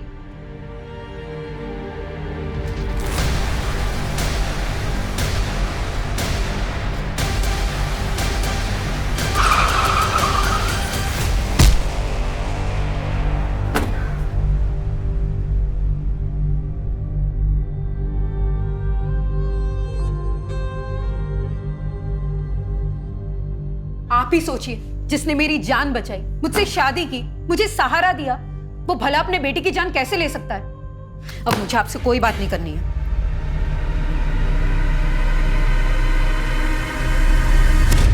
ही इज फिट नाउ, हम उसे डिस्चार्ज दे रहे हैं, आगे आप देख लीजिए। अभी के लिए तुझे जाने दे रहे हैं, लेकिन ये मत समझना हमारी नजर नहीं रहेगी तुझ पे। हमें बिना बताए तो शहर से बाहर नहीं जा सकता और रोज थाने आना पड़ेगा तुझे हाजिरी देने के लिए, समझा? ठीक है साहब, अपन आ जाएगा रोज आपसे मिलने। अभी चलता है।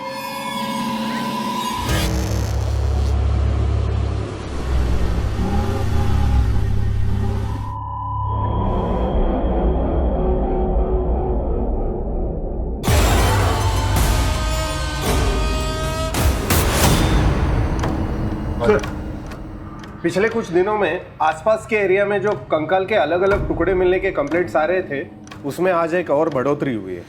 किसी गाड़ी के नीचे कंकाल का सर मिला है।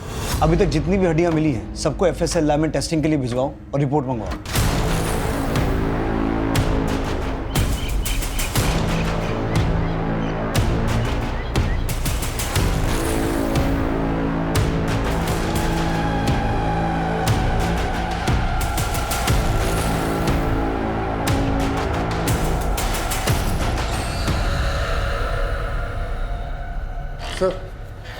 सर दिलीप महाजन के बारे में एक बात पता लगी है। सर, दिलीप ने हिस्ट्री शीटर दगड़ू सावंत को सुनील को मारने की सुपारी दी थी। नमस्कार बाबू। क्या? साहब अंदर आ जाओ। आजा गणेश। साहब, कल रात को मैंने सुनील का पीछा किया, वो जंगल में गया था, वहाँ एक गड्ढे के पास जाके खड़ा हो गया और काफी परेशान लग रहा था साहब। ये सुनील मुझे शुरू से ही गड़बड़ लग रहा है। जब पहले हमने उससे दिलीप के बारे में पूछा था तो उसने कहा कि वो एक दूसरे को नहीं जानते हैं, तो दिलीप ने उसे मारने की सुपारी क्यों दी? दिलीप और सुनील दोनों को उठा और साथ में उस हिस्ट्री शीटर को, क्या नाम है उसका? दगड़ू सावंत। क्या मैं जान सकता हूँ मुझे इस तरह यहाँ लाने का क्या मतलब है? सुनील जोशी से किस बात को लेकर झगड़ा हुआ था? साहब, अपन का दिलीप महाजन के साथ कोई झगड़ा नहीं है। अच्छा, रोहन को मारने की सुपारी के पैसों को लेकर झगड़ा हुआ था? सर तुमच्या डोका फिरलायत काय? हाँ, मैं अपने रोहन को मारने के लिए सुपारी दूंगा? मामला बिल्कुल साफ है। तुम्हें रोहन पसंद नहीं था, उसका ना बोलना तुम्हें खलता था और तुम जानते थे कि सुनील रोहन और उसकी माँ का पीछा करता है। तुमने उसका इस्तेमाल किया, सुनील के हाथों अपने बेटे को मरवाया और तुम्हारा राज सामने ना आए इसलिए तुमने सुनील की भी सुपारी दी। अपन बहुत सीधा साधा आदमी है साहब। मुंबई में मोबाइल कंपनी में काम करता था, इधर पुणे में अपना दुकान खोलना चाहता है। साहब, अपन कौन सा साइकिल से आपको सुपारी लेने वाला लगता है साहब, वो भी छोटे बच्चे की। सर आप जानते हैं आप क्या बोल रहे हैं? मेरा बच्चा मरा है सर, और उसके कातिल को पकड़ने के बजाय आप मुझ पर शक करें। बार बार एक ही बात दोहरा रहे हो कि मैंने अपने रोहन की सुपारी दी उस सुनील को मारने के लिए। सर, मैं 1000 बार कह चुका हूं कि मैं नहीं जानता हूं ये कौन है, सुनील पुनील जो भी है। नहीं जानता ना सुनील को? नहीं। ठीक है,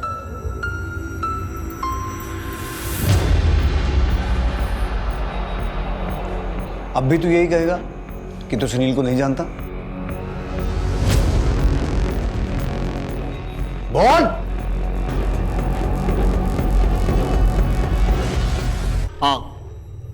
हाँ दी मैंने सुपारी, लेकिन उस साले की किस्मत अच्छी थी कि बच गया साहब। लेकिन अगर दोबारा मुझे मौका मिलेगा ना, मैं उसे छोड़ूंगा नहीं, मार डालूंगा सर उसे।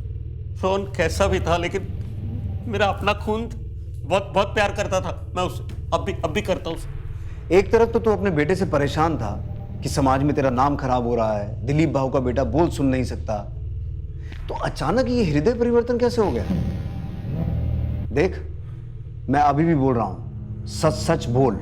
सर मैं सच बोल रहा हूं, आप चाहे तो उससे दगड़ू से पूछ लीजिए।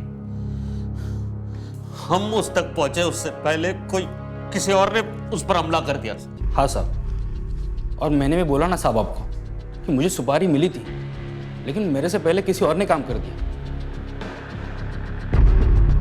क्या लगता है सर आपको कि दिलीप सच बोल रहा है? कुछ कहा नहीं जा सकता सुहास। आज के जमाने में इंसान किसी भी हद तक गिर सकता है, ऐसे में हमारा काम और कठिन हो जाता है। दिलीप और सुनील, इन दोनों के कॉल रिकॉर्ड चेक करो, शायद कुछ सुराग मिले। Right sir. सर, एफएसएल से रिपोर्ट आ गई है। इतने दिनों से जो हड्डियां यहाँ वहाँ मिल रही थी वो किसी एक ही आदमी की, जिसकी उम्र लगभग 25 से 30 के बीच है। और सर, ये हड्डियां 9 साल पुरानी है। एक ही आदमी की? कोई 9 साल बाद इन हड्डियों को गड्ढे से निकालकर यहाँ वहाँ क्यों फेंक रहा है? सर, ये सुनील भी 9 साल बाद यहाँ आया है। मुंबई में था यार, एक फैक्ट्री में, मोबाइल की फैक्ट्री में।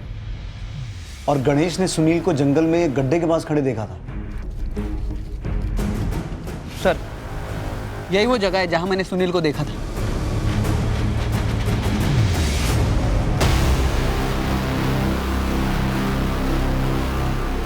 एक और हड्डी? सर, 9 साल बाद इस तरह से हड्डियों को बाहर निकाला गया है। आखिर को करना क्या चाहता है? अपने राज को हमारे सामने आने से रोकना चाहता है। आसपास चेक करो।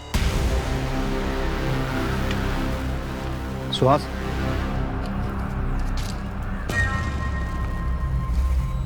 ये तो किसी कार या टेम्पो के टायर के निशान है, और गाड़ी इस तरफ से आई, इसी तरफ वापस गई। और ये रास्ता तो आगे जाके बहुत खराब है।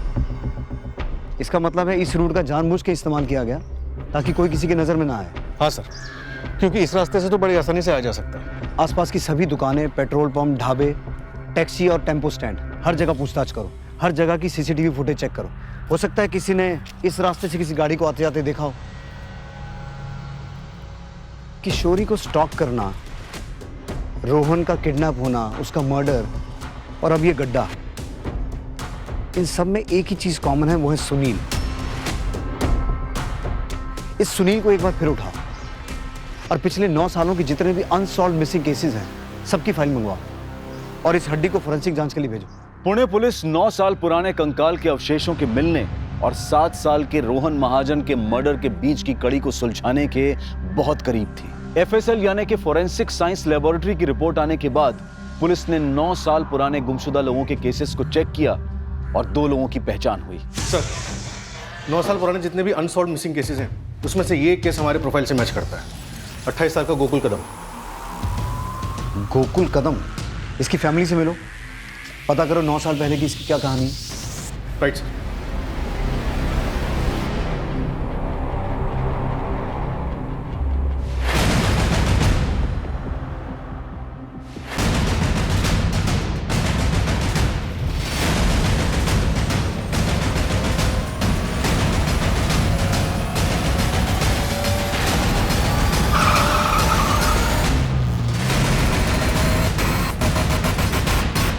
क्या? हाँ सर। तू तो कह रहा था शादी नहीं करेगा। अरे यार, करनी पड़ रही है, बाबा नहीं मान रहे थे। किशोरी की शादी 9 साल पहले इस गोकुल के साथ हुई थी और शादी के कुछ ही दिनों बाद यानी 21 मई 2010 को गोकुल घर से ये कह के निकला कि वो मुंबई को भाड़ा लेकर जा रहा है और आज तक घर वापस नहीं लौटा। ये किशोरी, सुनील और दिलीप, इनके बीच कुछ ना कुछ खिचड़ी तो पक रही है। तुम गोकुल के पिता को डीएनए सैंपलिंग के लिए लेके जाओ, इन तीनों से मैं निपटता हूँ। साहब, मेरे बेटे के बारे में कुछ पता चला क्या? देखिए, हमें कुछ हड्डियां मिली है, एक बार आपका डीएनए सैंपल मैच करा के देखते हैं, शायद जवाब मिल जाए। सर, सुनील कल से हाजिरी पे नहीं आया। मैं उसके घर पे गया था, वहां पे भी नहीं है। उसका फोन भी स्विच ऑफ आ रहा है।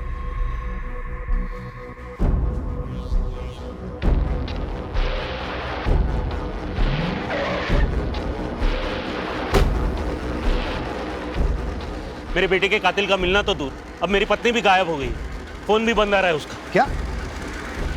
कितने बजे निकली तुम्हारी पत्नी घर से? 2 बजे नहीं, 1 बजे। एक के बाद एक सारे हादसे तुम्हारे घर में क्यों हो रहे हैं? कहीं किशोरी को तुमने ही तो गायब नहीं किया है? मेरे बेटे के कातिल को ढूंढने के बजाय, मेरी पत्नी को ढूंढने के बजाय आप मुझे ही सवाल पे सवाल पूछे जा रहे हैं सर। वही बीवी जिसकी 9 साल पहले भी एक शादी हो चुकी थी, और फिर एक दिन अचानक उसका पति गायब हो जाता है, और फिर 1 साल के इंतजार के बाद तुम उसकी मांग में सिंदूर भर देते हो। तुमने क्यों शादी की उससे? क्या वजह थी? मुझे जो सही लगा वो किया मैं बताता हूँ कि तुमने किशोरी से शादी क्यों की। तुम पहले से ही किशोरी को पसंद करते थे, या शायद तुम दोनों एक दूसरे को पसंद करते थे। बस उसके पति को मार दिया और कर ली शादी। और अगर रोहन की बात करें तो वो बेचारा बोल सुन नहीं सकता था, तुम उस पर भी अपना गुस्सा उतारते थे, उसे दूसरे बच्चों के साथ कंपेयर करते थे, और अपने इसी गुस्से की वजह से तुमने एक दिन उसे मार दिया। और जब ये बात किशोरी को पता चली तो तुमने किशोरी को भी गायब कर दिया, या उसे भी।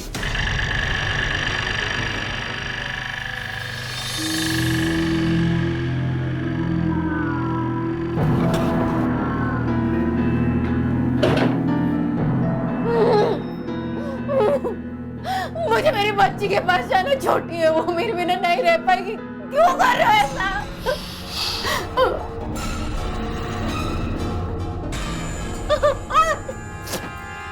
मुझे जाने दो।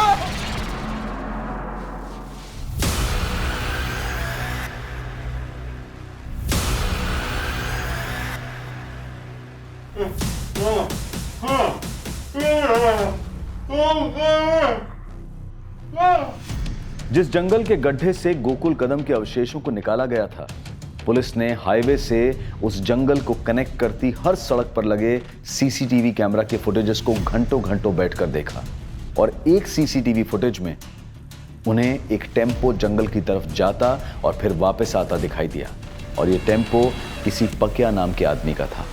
और वो क्या दाल चावल कैसा है?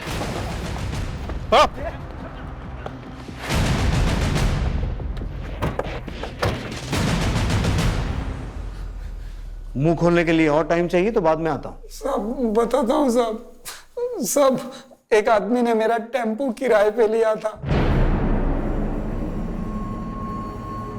इन दोनों में से कौन था?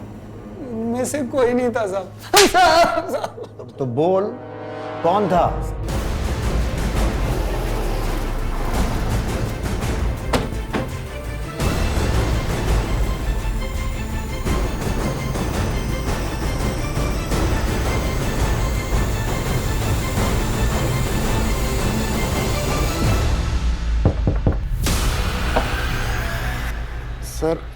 सर 2 दिन पहले पुलिस स्टेशन आई थी।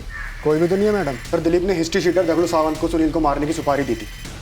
आप लोग यहाँ पे? हमें नहीं पता था हमारे बीच रहकर इतना बड़ा खेल खेलने वाला हमारा अपना ही आदमी है। सुहास तलाशी लो घर की।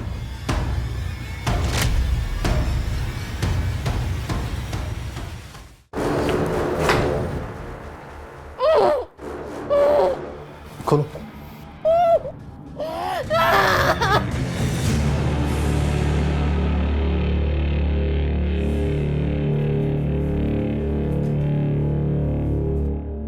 अब सिर्फ सच बोलना बेहतर होगा तेरे लिए। बोल, 9 साल पहले गोकुल और अब रोहन को क्यों मारा, और सुनील और किशोरी को बंदी बना के क्यों रखा था? उनके साथ क्या संबंध है तेरा? सब बताता हूँ, लेकिन सर एक बात है कि मैंने रोहन को नहीं मारा है। बाकी सब कुछ बताता हूँ। किशोरी और मेरे भी संबंध थे। हम दोनों एक दूसरे से प्यार करते थे। मैं तुमसे प्यार करती हूँ रमाकांत, किसी और से शादी कैसे कर सकती हूँ? शादी कर ले उससे, लेकिन सोना मत। आगे जो करना है वो मेरे पर छोड़ दे। अगर उसके साथ सोई ना तो फिर देख लेना। जाति अलग होने की वजह से घर वाले राजी नहीं थे, इसलिए हम शादी नहीं कर सकते थे। फिर एक दिन किशोरी के पिता ने गोकुल से उसकी शादी कर दी। हमने पहले ही तय कर लिया था कि शादी भले ही गोकुल से हो जाए, लेकिन वो रहेगी सिर्फ मेरी, और वक्त आने पर हम शादी कर लेंगे। मैंने रमाकांत की बात मान ली और तय कर लिया कि मैं गोकुल से दूर ही रहूंगी और उसे भी अपने करीब नहीं आने दूंगी। अब आज क्या हुआ है? सर दर्द है। एक और बहाना। 15 दिन हो गए हमारी शादी को। अगर यही सब करना था तो शादी क्यों की? लेकिन गोकुल का गुस्सा बढ़ता गया और एक दिन आज मैंने फैसला कर लिया है कि किसी भी कीमत पर तुम्हारा पति बन के दिखाऊंगा। आज रहने दो, आज मेरा व्रत है। कल आप जो बोलोगे वो मैं करूंगी। सर मैंने ही एक फ़र्जी नंबर से गोकुल को फ़ोन किया और उसकी टैक्सी मुंबई के लिए बुक की। तुम टैक्सी चलाते हो ना? हाँ साहब, मुंबई जाना है, चलेंगे ना साहब? रात तक वापस आ जाएंगे। मुंबई का भाड़ा है, मैं बस यूं गया और यूं आया। जब वो उस जगह पहुंचा तो मैंने सुनील के साथ मिलकर उसको मार दिया।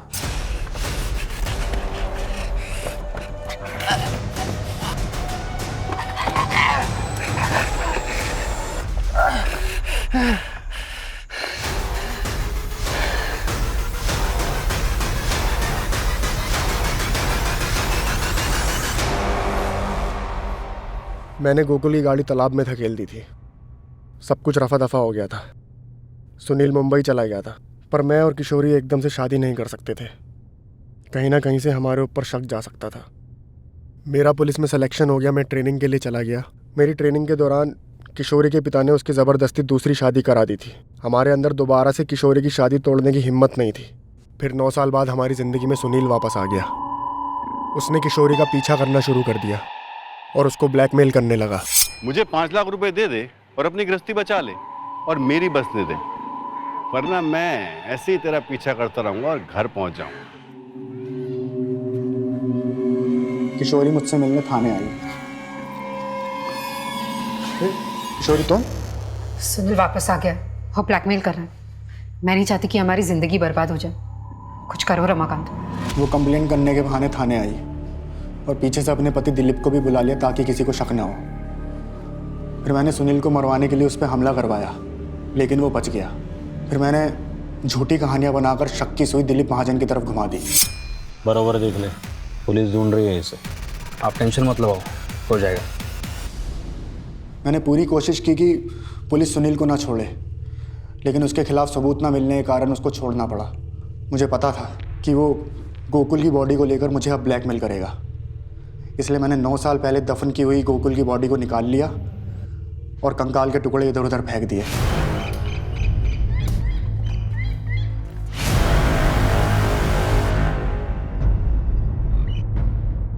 सुनील के लिए मेरा शक यकीन में बदल गया जब मैंने उसे गड्ढे के पास देखा। मैंने सुनील को उठाया और बंदी बनाया और उसको समझाया कि वो चुप रहे, लेकिन वो नहीं माना, तो इसलिए मैंने उसकी ज़बान ही काट दी।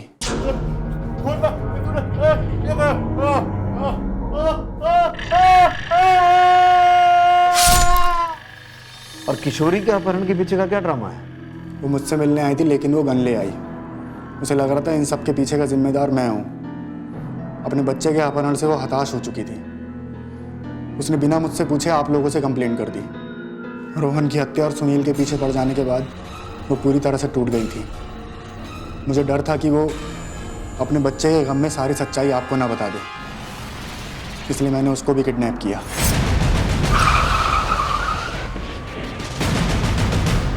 तूने सारा माहौल इस तरीके से तैयार किया कि हमारा शक दिलीप पे जाए और ये मामला हमेशा के लिए बंद हो जाए, पर तू भूल गया कि हम पुलिस वाले राख से भी आग निकाल लेते हैं।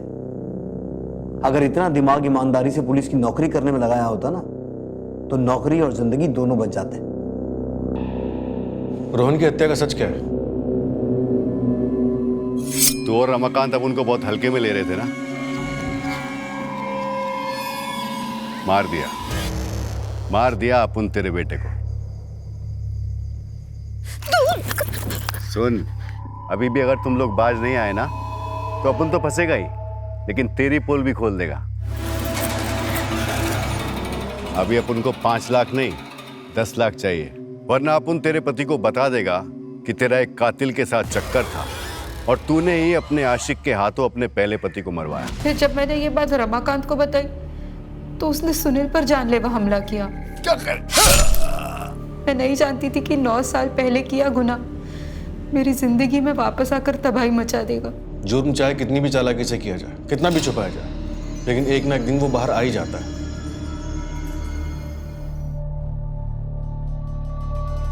आत्महत्या करने की कोशिश ढोंग था क्या?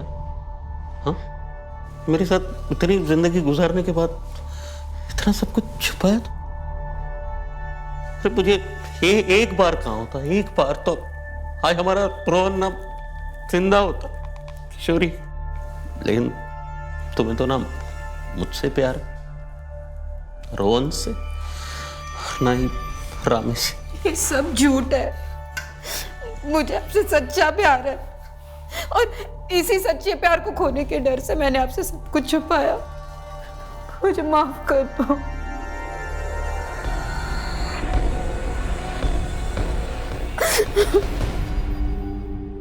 अगर इंसान सही और गलत का फर्क समझ ले, भले और बुरे को जान ले, तो जुर्म का ख्याल आने से पहले ही उसके कदम पीछे हट जाते हैं। लेकिन जब इस सकारात्मक यानी कि पॉजिटिव सोच को कुचल दिया जाता है, तो अपराध की दहलीज पार करते हुए समय नहीं लगता और फिर अपराध नए नए रूप में जन्म लेता है। किशोरी ने गोकुल से शादी तो कर ली, लेकिन निभा नहीं पाई। उल्टा पीछा छुड़ाने के लिए अपराध के दलदल में फंस गई। वो चाहती तो अपने बनाए इस चक्रव्यूह से गोकुल को अपना कर खुद को आजाद कर सकती थी, लेकिन उसने आजादी के लिए अपराध का दामन थामा और अंजाम आप सबके सामने है। इसलिए सोचें, समझें और जीवन के हर मोड़ पर सही फैसला लें। ऐसा फैसला जो आपके जीवन चक्र को सुखद बनाए। अब मैं अनूप सोनी आपसे विदा लेता हूं। फिर मुलाकात होगी क्राइम पेट्रोल सतर्क के ब्लैक हेडलाइंस अध्याय में एक और नए केस के साथ। और याद रखें, क्राइम और आपके बीच में सिर्फ इतना फर्क है कि आप कितने सतर्क हैं। सतर्क रहें, सुरक्षित रहें। जय हिंद।